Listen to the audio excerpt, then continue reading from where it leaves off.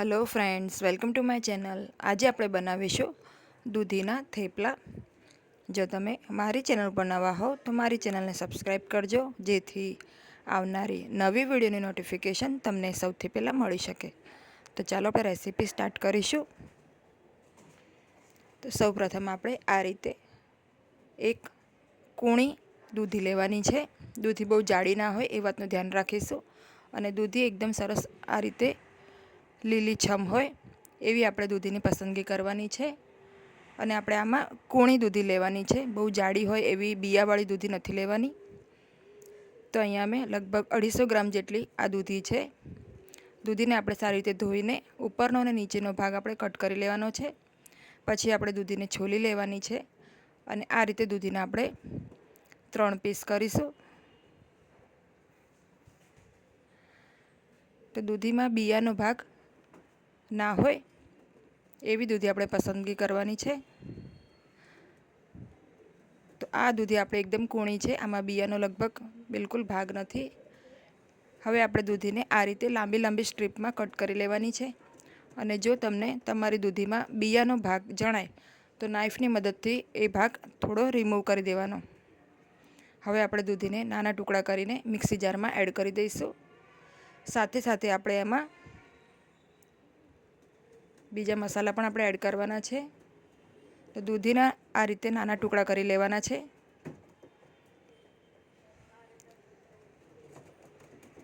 હવે અહીંયા મેં તીખા લીલા મરચાં લીધા છે 3 થી 4 નંગ। હાફ કપ જેટલી સમારેલી કોથમીર લીધી છે। મીઠા લીમડાના પાન લીધા છે 20 થી 25 નંગ, અને 7 થી 8 કળી લસણ લીધું છે। તો આપણે દૂધીને ક્રશ કરતી વખતે બિલકુલ પાણી એમાં એડ નથી કરવાનું। હવે આ બધું આપણે મિક્સી જારમાં એડ કરી દઈશું। સાથે આપણે અડધા લીંબુનો રસ આમાં એડ કરીશું, જેથી આપણી જે દૂધીની પેસ્ટ બનશે એ કાળી નહીં પડે, એનો કલર એકદમ સરસ લીલોછમ રહેશે। તો હવે પાણી નાખ્યા વગર આપણે આને ગ્રાઇન્ડ કરી લઈશું। તો અહીંયા મેં પેસ્ટને આ રીતે ગ્રાઇન્ડ કરી લીધી છે। તો ગ્રાઇન્ડ કરેલી દૂધીની પેસ્ટને આપણે કોઈપણ એક બાઉલમાં અથવા તો કોઈપણ એક વાસણમાં માપીને લેવાની છે। તો અહીંયા મેં આ એક બાઉલ લીધું છે। તો આપણે જેટલી પણ પેસ્ટ હોય એનાથી ડબલ આમાં લોટ એડ કરીશું, એટલે જે દૂધીનો પેસ્ટ છે એ આપણે યાદથી માપીને લેવાનું છે, જેથી આપણે લોટ નાખતા આપણને ખબર પડે। આમાં આપણે થોડા મસાલા નાખી દઈશું। તો પહેલાં આપણે હાફ ચમચી જેટલી હિંગ નાખીશું। ગરમ મસાલો છે 1 ચમચી જેટલો એ નાખીશું। ધાણા જીરુંનો પાવડર છે 2 ચમચી એ નાખીશું। આમચૂર પાવડર છે 1 ચમચી એ નાખીશું।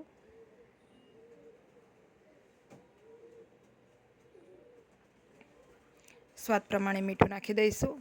તો મેં અહીંયા લોટના ભાગનું પણ મીઠું નાખી દીધું છે। લાલ મરચું પાવડર નાખીશું 1 ચમચી, સાથે અડધી ચમચી જેટલું હળદર પાવડર નાખીશું। હવે અહીંયા મેં અડધી ચમચી અજમો અને 2 ચમચી જેટલા સફેદ તલ લીધા છે એ નાખી દઈશું। હવે ચમચીની મદદથી આપણે પહેલાં બધું જ સારી રીતે પેસ્ટમાં મસાલાને મિક્સ કરી લઈશું। તો દૂધીની ફ્લેવર એકદમ માઇલ્ડ હોય છે, એટલે આપણે મસાલા થોડા ચડિયાતા નાખવાના, જેથી ઢેબરામાં એનો સ્વાદ ખૂબ જ સરસ લાગે। તો તમે આમચૂર પાવડરની જગ્યા ઉપર લીંબુનો રસ પણ એડ કરી શકો છો। અજમો, આમચૂર પાવડર નાખવાથી જે આપણા ઢેબરા બનશે એ ખૂબ જ ટેસ્ટી લાગશે। તમે ગરમ મસાલાની જગ્યા ઉપર ચાટ મસાલો પણ એડ કરી શકો છો। તો આ રીતે ચમચીની મદદથી પહેલાં આપણે બધું મિક્સ કરી લેવાનું છે પેસ્ટમાં।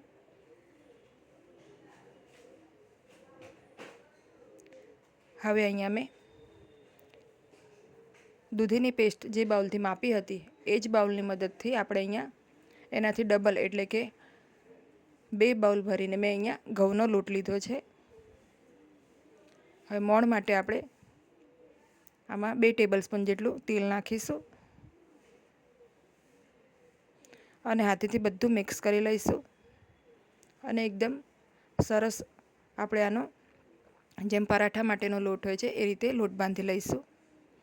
તો પાણી વગર જ આ લોટ બંધાઈ જાય છે. આમાં કોઈ પણ પાણી નાખવાની જરૂર પડતી નથી.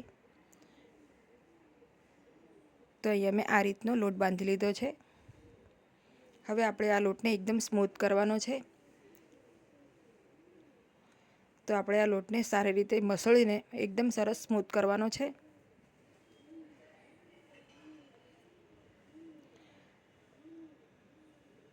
તો આ રીતે મસળતા જઈને આપણે લોટને એકદમ સરસ સ્મૂથ કરીશું. તો આ રીતે લોટને સ્મૂથ કરવાથી આપણા જે ઢેબરા છે એકદમ સરસ આપણા પાતળા આપણે વણી શકીશું. તો સારી રીતે આ રીતે લોટને આપણે સોફ્ટ કરી દેવાનો છે. હવે એમાંથી મેં થેપલા માટેના લુવા લઈ લીધા છે.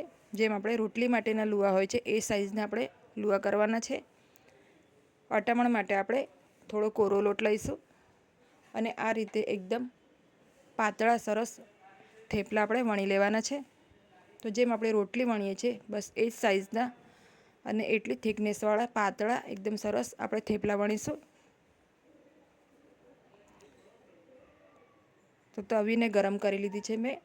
હવે આપણે એક સાઈડ થેપલાને થવા દઈશું.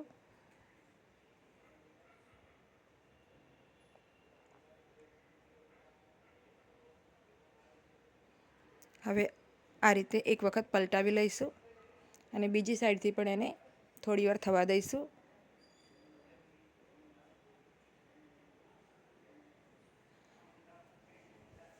તો અત્યારે આપણે ગેસની ફ્લેમ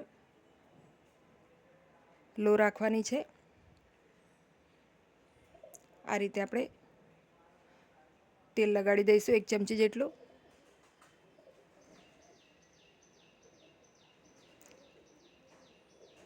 હવે આપણે આને ફ્લિપ કરવાનું છે. તો હવે ગેસની ફ્લેમને હાઈ કરી દેવાની છે અને હાઈ ફ્લેમ ઉપર આપણે સરસ આ રીતે ઢેબરાને શેકી લેવાના છે. તો મીડિયમ ટુ હાઈ ફ્લેમ રાખવાની છે આપણે. બંને સાઈડ આપણે આ રીતે તેલ લગાડી દઈશું અને બંને સાઈડથી સરસ આને શેકી લેવાનું છે. તો આ થેપલા છે એકદમ ફટાફટ બની જાય છે અને શેકવામાં પણ વાર નથી લાગતી કેમ કે આપણે એને એકદમ સરસ પાતળા વણ્યા છે. તો આવી રીતે હું બધા જ થેપલાને તૈયાર કરી લઉં છું. તો તમે જોઈ શકો છો એકદમ સોફ્ટ એવા આપણા દૂધીના થેપલા તૈયાર થઈ ગયા છે.